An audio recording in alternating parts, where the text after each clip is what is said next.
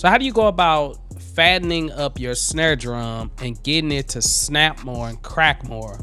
Well, you can do a few different things. First of all, you could just turn the volume up more if you want it that way.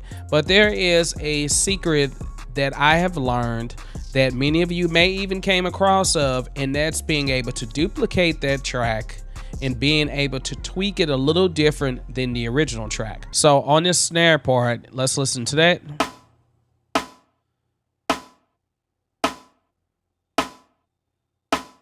And it's fine. It's like, it sounds okay. And in context with the actual song, it's okay too as well. But what I want to do is I want to kind of fatten the snare up. And you can do the same thing with vocals. We call it parallel whatever, parallel compression, parallel saturation, parallel EQ, etc., whatever way you want to do this. And the reason why you do this is because you like the natural characteristics of the original sound, but you just want to beef it up a little bit more.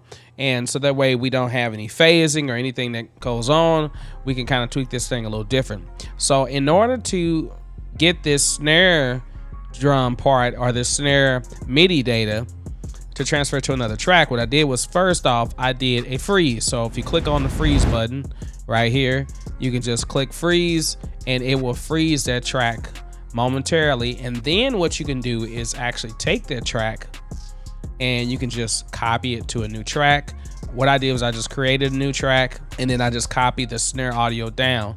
Basically, you just hold down, shift, and control at the same time. The control button will allow you to copy it, but the shift will keep it aligned. So when I copy, I don't have to worry about it going anywhere else. So now that I have this track here, I'm gonna go ahead and mute this track. I'm gonna listen to this track, and I just wanna focus on getting this track a little fatter. And then whatever I do to this track, I'm gonna mix it in with the other snare track. So let's do a few things. First of all, let me put some compression on it. I'm just gonna use a Sonitis, something real subtle. There's a snare drum compression. Let's listen to that.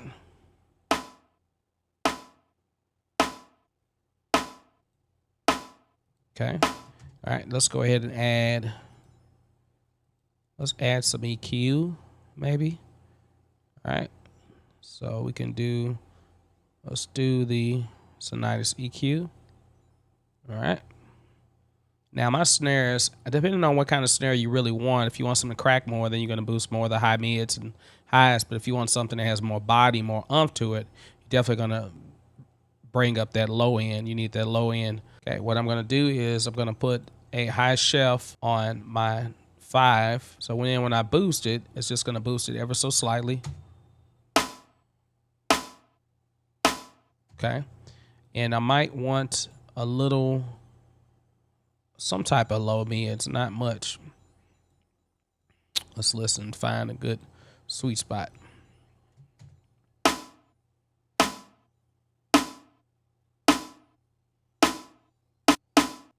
I like this range right here.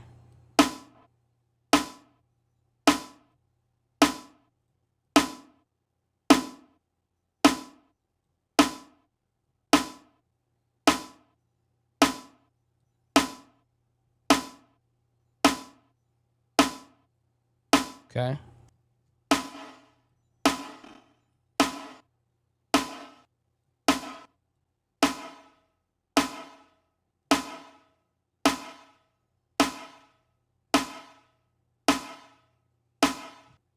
PX64 percussion strip, which is really nice. All right. Got a shaper on here to shape the attack. If we need to do anything with that, compression, expander, equalizer. I'm going to put this expander on.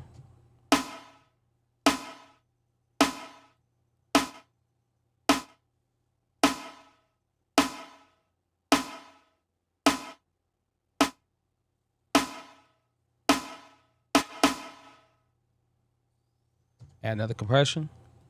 Right now, I'm just playing with things, you all. I'm just figuring out what I really want it to sound like.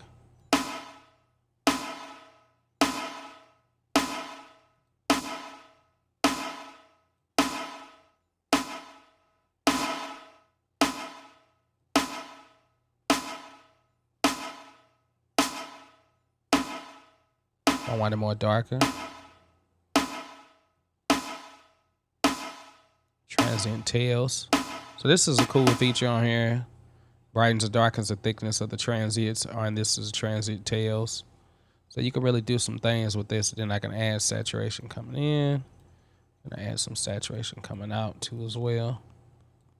Let's go back and listen to it.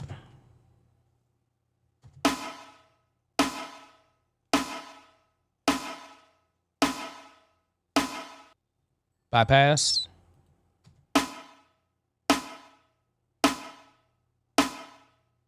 Have it on. Now I know that this is really messing with the shape, so it's not having the attack like I really want it. But keep in mind that the original snare part has the attack. So I'm mainly using this one just to kind of dial in some extra nuances, extra sound to kind of make it a little bit more fuller. And let's hear these two together.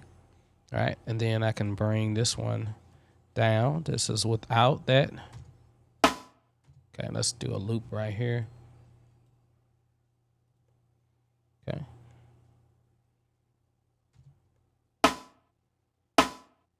Okay, then we can bring it in.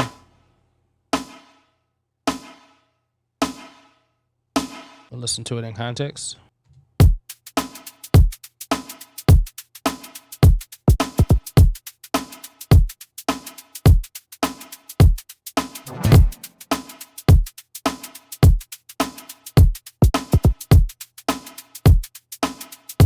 This is just a way to do it because you don't have to add everything directly to the track that you're working on. You can always copy it and tweak it another way.